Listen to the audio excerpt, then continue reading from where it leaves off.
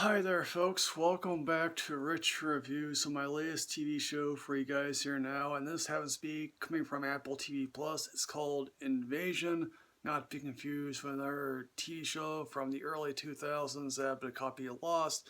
No, this time around it's been an actual invasion from the perspective of many different people from across the globe. One of whom happens to be Sam Neill. In the first two episodes they sort of focus really heavy on him. Alas, Sam Neill sort of disappears for the rest of the series. One has to wonder what exactly happened to Sam Neill. Did they just couldn't get him for any more episodes? Here's hoping that he actually appears for more episodes in season 2, which apparently has just gotten renewed.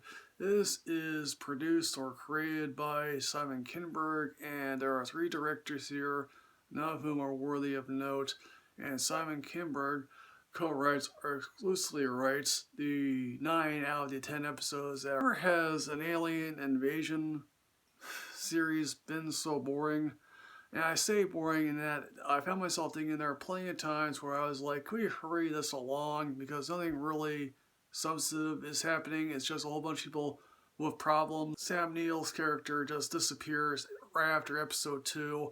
Then we follow a series of people, only one of whom is actually reasonably interesting, although there are a couple of others that I think, okay, this would be interesting in a better series, and maybe in season 2 if they get better writers and not have Simon Kinberg write everything, that I'd be interested in seeing where these characters go. The most interesting character here is played by Shamir Anderson, who is basically a soldier in Afghanistan, and he's on his sort of last days as a soldier in Afghanistan. Obviously, things start to happen, and obviously, Shamir is the only survivor, or appears to be the only survivor, of when his platoon encounters an alien or a spaceship creature thingy.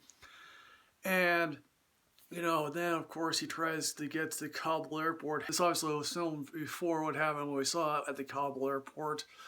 And at least he meets up with this one particular family, and the father says, hey look, my children have known nothing but invasion their entire lives, and he just sort of replies to him, well, yes, we invade your country, but we're being invaded by aliens. That's entirely different. He says not necessarily so much.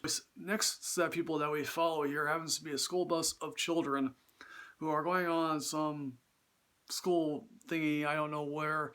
And obviously one child here is being bullied, and he has a crush on this one other girl, and, he has epilepsy. There's a bus crash, they fall into a cavern, they miraculously survive, and then they have to fight the way for survival. Wife and husband and their 2 kids. The husband's cheating on the wife. This woman is an Iranian actress. I never heard of her, and obviously I think they play them up as Arab, I guess. I don't really know, and basically the wife here obviously is angry at the husband, and the husband is just sort of like, hey look, I'm sorry, I was gonna leave you anyway, I know that sucks. And the wife is just sort of like, you're planning on leaving us today, the world begins to end. She slowly comes to understand, hey look, things might not always be the way they appear to be. Even if things get good by the end, something clearly off could easily happen again. Now another storyline here happens to involve a NASA scientist or researcher or operator. I don't know how you would classify her, but is working on this one launch, and her lover, she's basically a lesbian, and her lover is a closet lesbian, and she has a bearded relationship with this one actor who apparently everyone just commends is absolutely terrible. And then obviously something goes wrong, and basically she is willing to do everything to reconnect with her lover. Then, of course, at the end of the series, we do meet these aliens, particularly one scene in which, oh yeah, this one couple is inside a house and the aliens sort of attack. It's all darkened. Then we sort of begin to see what these creatures look like. And I'm just sort of like, well, okay, sure, I think those creatures might be interesting. I feel conflicted because on the one hand, hey look, they're a good CGI creation. On the other hand, there's no real ingenuity to them. They look like single cell organisms. The final episode here sort of sets up what could easily happen in season 2.